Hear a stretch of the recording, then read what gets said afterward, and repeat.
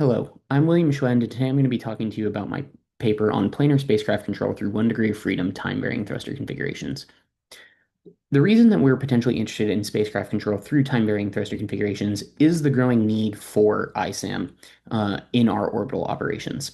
As spacecraft operators look to extend the lifetime of their on-orbit assets through repair and refueling, or look to building larger spacecraft that are too big to be launched on single space vehicles, the need for ISAM has grown drastically. This growth has led to an increase in the presence of robotic arms on spacecraft, as they are often needed to complete these ISAM operations. However, the inclusion of these robotic arms presents a new potential avenue for novel control architectures that haven't been explored previously. The one we are going to be looking at today is how we can utilize them to avoid fixed thruster configurations. We can use robotic arms to avoid fixed thruster configurations by mounting our thrusters at the ends of our robotic arms. What this means is as we move our robotic arms around, we reconfigure our thruster orientations, providing us with different control vectors that we can use. There are two main reasons we want to do this. The first is the reduction in spacecraft weight that it affords, as we're able to remove extra thrusters from the spacecraft, as well as all of their associated support equipment. The second benefit that they provide is the reduction in delta V, as we no longer have thrusters providing a force purely for the purposes of offsetting undesirable motion. Instead, we can align our thrusters with our desired control vectors and provide only that force which we need. As with everything in engineering, however, doesn't come for free. This introduces coupled dynamics and coupled control allocation, that the solution of which is the purpose of today's discussion. So, what are those planar coupled dynamics? Again, for this paper, we were looking at the planar dynamics and planar control. This starts with our spacecraft translational control, which, because we are tracking the center of mass of the spacecraft, remains relatively simple and decoupled from the rest of the problem. That story changes, however, when we start to look at the rotational dynamics. You can see that both the hub and arm rotations are heavily coupled. This means that our control architecture that we develop has to take into account this coupling and utilize it in order to actually accomplish our control objectives. So what does that control architecture actually look like? We start with our outer loop control, the purpose of which is to take our current states and our desired states and find the control vector that will help us drive those two to be the same. Once we have that desired control vector, what we can do is input that into a joint and thruster allocation algorithm, which will output what our desired joint angles and thruster firings are that will help us to actually achieve that control vector. With those desired joint angles determined, we can then feed those into a robotic arm motion control, which drives our different arms to the desired configuration. A byproduct of this is discovering a prescribed torque that is required for the rest of our control loop, but we will talk about that more later when we get into the actual discussion of the individual control components. Once we have driven our arms to their desired configuration, the next step is to actually fire our thrusters to get our control. This has a sub-loop operating where the hinge motor torques are being used in order to offset any accelerations of the arm that is resulting from the thrusters firing. So what about that joint and thruster allocation that we have? There are two different ways we could go about solving this. The first is a fully coupled allocation method shown on the left-hand side of your screen. This involves solving a minimization problem where we're simultaneously trying to find the optimal joint angles and thruster firings. However, because of the formatting of our current problem with the planar nature of the problem, we can actually decouple this approach. The way we do this is we determine our joint angles purely based off what aligns our thrusters perfectly with our desired control force vector. We're then able to use traditional thruster allocation methods, such as a pseudo-inverse method or a simplex method, in order to determine the thruster firings that help us to actually achieve our desired control. As you can see in the graphs along the bottom of the screen, our decoupled allocation method is actually able to achieve significantly better results in terms of error and for both forces and torques, while taking about the same amount of total force required. It's also significantly faster to compute, and for these reasons, it's what we focus on for the rest of this presentation. So what about our actual individual controls? We're going to start with our outer loop control, particularly for our translational motion. The goal here is to drive our position error and velocity errors to zero. Because of the relatively simple nature of our equations of motion, what we can do is we can formulate a simple PD controller with a feed forward term on our desired acceleration in order to accomplish this control. Where it becomes a little bit more challenging, however, is with our rotational control because of those coupled equations of motion. What we can, again, our objective is still the same. We want to drive our errors for both attitude and attitude rate to zero.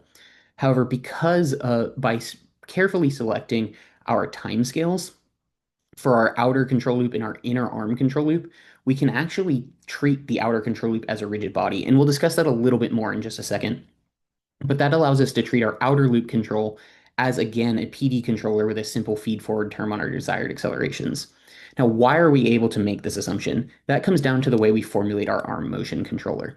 Here, the goal is to drive our joint angles to their desired values while eliminating any joint velocities. The first step to doing this is to slightly simplify our equations of motion by assuming we have some prescribed torque acting on the body during the movement of our arms. The purpose of this torque is, if you recall, which was an output of this controller, if you recall back to our overall control architecture, is to figure out what the torque required on the hub is to negate any hub acceleration that would result due purely to the motion of the arms. By doing so, we're able to formulate the Lyapunov function shown on screen, which allows us to create the controller UH here, or the hinge motor torque controller, which, as is proven in our paper, is an asymptotically stable controller. Because of this asymptotic stability and the separation of timescales that you can pick between the outer loop control and this inner loop control, that is why we're able to treat our hub rotational control as a rigid body, because we can say that our arms will converge to their desired values within a fixed amount, or within uh, a fair amount of time because of that separation of timescales. Thus, the spacecraft will be rigid when it actually comes to implementing the actual thruster firings. Where do we get this prescribed torque from, though? In order to calculate the prescribed torque, what we do is we take our calculated hinge motor torques and sub them back into the overall rotational equations of motion for the system. We then back solve for what the prescribed torque is that would result in a the acceleration of the hub being zero, and that the result of that is shown on screen. So now that we've actually developed our controls, the next step was to verify them. We did this with two different scenarios. The first of which was a simple regulation control. Using the initial conditions shown on the left-hand side of the screen, we were seeking to drive those non-zero initial conditions to zero. As you can see from the error plots on the right-hand side of the screen, this is able to be done in a relatively quick manner through this control. However, doing so does require some fairly large prescribed torques to be acting on the hub during arm motion because of the rapid reorientation of those arms. These large torques actually imply that traditional momentum management devices, such as reaction wheels that would be used here, are not capable of fulfilling the momentum management needs. Instead, we would have to use things like CMGs and variable speed CMGs in order to accomplish these prescribed torques on board the spacecraft. On the right-hand side of your screen, you can see the joint angle tracking, and you can see that for each outer loop control period, we, within that control period, are able to quickly and accurately settle our joints to the correct angle. This means that we have ample time at each control interval in order to actually accomplish our thruster firings and accomplish our overall control objective for that time frame. The second scenario that we ran was a tracking control scenario. Using the trajectory shown on the left-hand side of the screen, with the desired orientation being for the deputy to always be looking at the chief throughout the trajectory, we see that once again we have very small errors throughout the duration of our simulation. Again, however, we do see that our prescribed torques exceed the capabilities of what would be a more traditional momentum management device. You can again see that the joint angles, for the most part, track very well throughout the duration of the simulation. There are a few instances, however, where we do have significant overshoot. This corresponds to time frames during the simulation where the arms are undergoing significant reorientations, typically of over 100 degrees.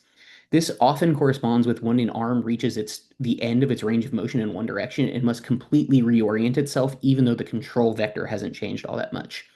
Correspondingly, we see large prescribed torques at these times at the same times throughout the simulation. These two issues could actually likely be solved through the implementation of input shaping for our arm motion controller to help it make sure that we don't have overshoot and thus don't have corresponding spikes in our prescribed torques. So in conclusion, in this work, we developed a cascaded control system that utilized prescribed torques to offset undesirable hub accelerations during arm motion for the purpose of spacecraft control using thrusters mounted at the ends of robotic arms. We proved that the arm motion controller was asymptotically stable, which allowed for an outer loop to treat the entire system as rigid for the purpose of orientation control. We then proved that we had good performance in both regulation and tracking scenarios, with the joint angles, for the most part, quickly and accurately converging to their target values. The magnitude of the prescribed torques, however, did necessitate more complex momentum management devices than would be traditionally used. In future work, we look to take this planar implementation and expand it to a full 6 degree of freedom system with multi-degree of freedom arms. We also look to incorporate the input shaping for the arm motion controller to help negate some of those large overshoot issues.